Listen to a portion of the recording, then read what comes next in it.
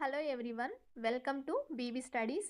ఈ వీడియోలో నేను టెట్ అండ్ డిఎస్సికి సంబంధించిన మెథడాలజీ బిట్స్ అయితే చెప్తున్నానండి.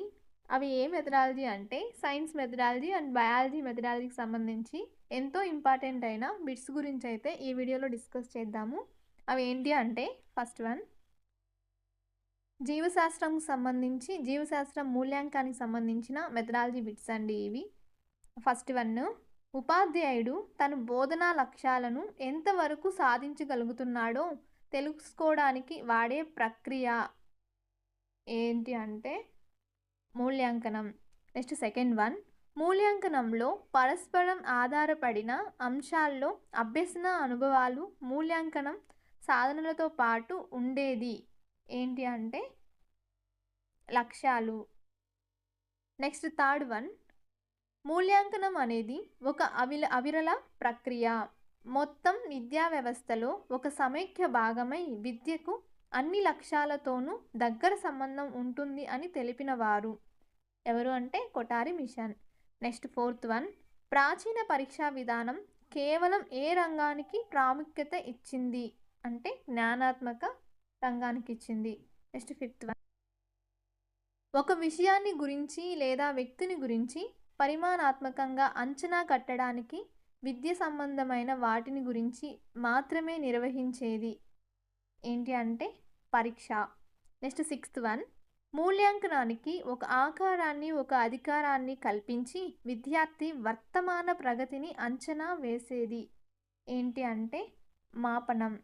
నెక్స్ట్ సెవెంత్ వన్, నిరంతర ప్రక్రియ సమగ్ర మూర్తిమత్వాన్ని తెలియజేస్తూ భూత భవిష్యత్ వర్తమాన ప్రగతిని అంచనా వేసేది ఏంటి అంటే మూల్యాంకనం.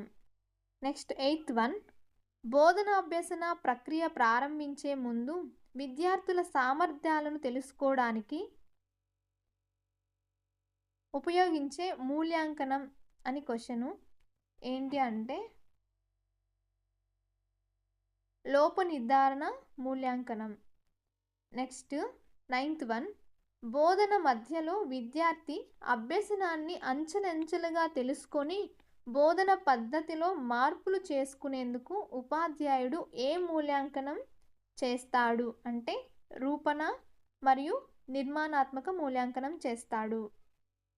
నెక్స్ట్ 10th వన్, సంకలనాత్మక మూల్యాంకనం ఏ విధంగా జరుగుతుంది అంటే బోధన పూర్తయిన తర్వాత జరుగుతుంది.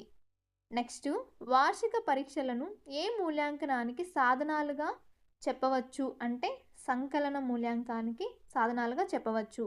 నెక్స్ట్ 12th వన్, ఉపాధ్యాయుడు పాఠ్యాంశాన్ని అర్థం చేసుకున్న లక్ష్మి అనే బాలిక ప్రవర్తన సరళిని అదే పాఠ్య విషయాలను అర్థం చేసుకున్న సీతలో ఆశించిన మార్పులకు చేపట్టాల్సిన అభ్యసనానుభవాలను నిర్ణయించే విధానం ఏంటి అంటే వైషమ్య విధానం.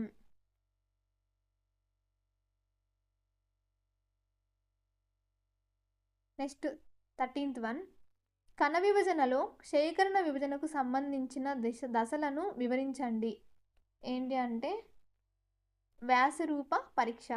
నెక్స్ట్ 14th వన్, ఉపాధ్యాయుడు ఆత్మాశ్రయ భావాలకు ఎక్కువ ప్రాధాన్యత ఉండడం వల్ల విద్యార్థికి ఏ పరీక్షల్లో న్యాయం జరగకపోవచ్చు అంటే వ్యాసరూప పరీక్షలు.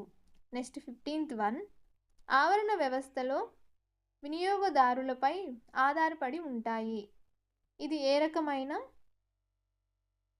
పరీక్షల్లో వస్తుంది అనేది క్వశ్చన్. ఆన్సర్ ఏంటి అంటే లక్ష్యాత్మక పరీక్షల్లో వస్తుంది. 16వ క్వశ్చన్, ఏ పరీక్షల్లో విశ్వసనీయత ఎక్కువ అంటే లక్ష్యాత్మక పరీక్షల్లో విశ్వసనీయత ఎక్కువ. 17th వన్, లక్ష్యాత్మక పరీక్షల్లో దేనికి అవకాశం లేదు అంటే ఉపాధ్యాయుడి ఆత్మాశ్రయత. నెక్స్ట్ 18th వన్, ముద్రణ యంత్రం కనిపెట్టక ముందు నుంచే ఏ పరీక్షలు ఉన్నాయి అంటే మౌఖిక పరీక్షలు ఉన్నాయి. నెక్స్ట్ 19th వన్, డిఎస్సి పరీక్షలు ఏ రకం పరీక్షలకు ఉదాహరణ అంటే లక్ష్యాత్మక పరీక్షలకు ఉదాహరణ.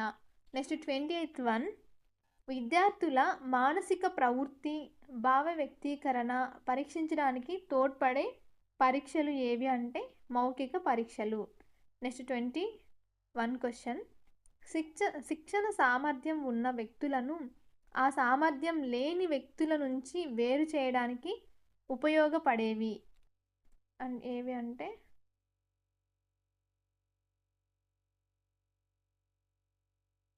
సహజ సామర్థ్య పరీక్షలు.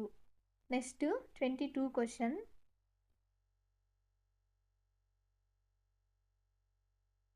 విద్యార్థికి జీవశాస్త్ర ప్రయోగశాలలో అమీబా నమూనాను చూపి గుర్తించమనడం ఏ పరీక్షకు ఉదాహరణ అంటే నిష్పాదన పరీక్షకు.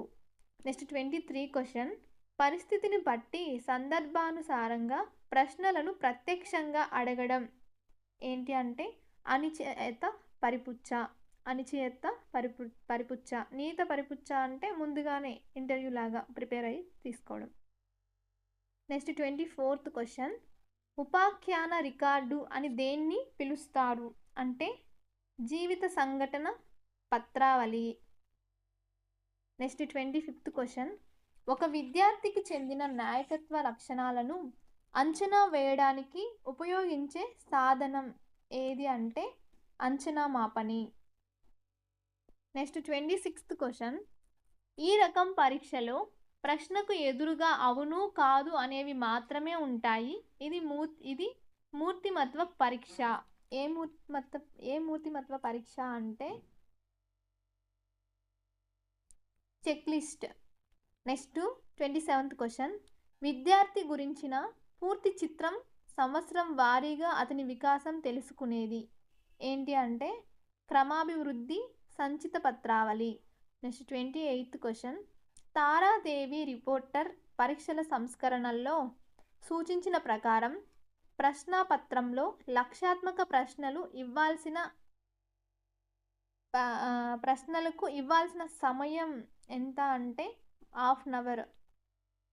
నెక్స్ట్ 29th క్వశ్చన్, ఎవరైతే బోధిస్తారో వారే పరీక్షించడం ఆవశ్యకం అని వివరించిన వారు ఎవరు అంటే university grants commission.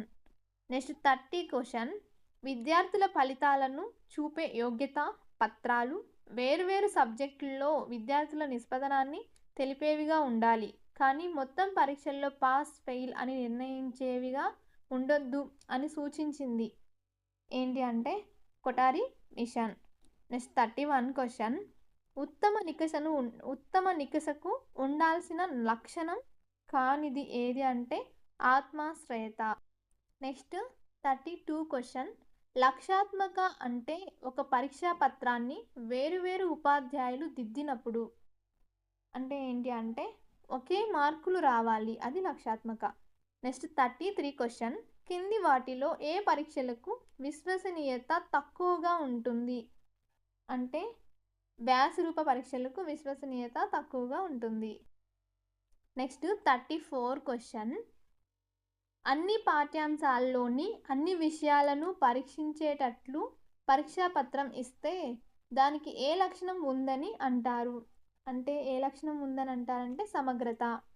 Next 35 question, పాఠ్య విభాగాన్ని బోధించిన తర్వాత రూపొందించుకున్న బోధనా లక్షణాలు నెరవేరింది ఏంటి అంటే యూనిట్ పరీక్ష.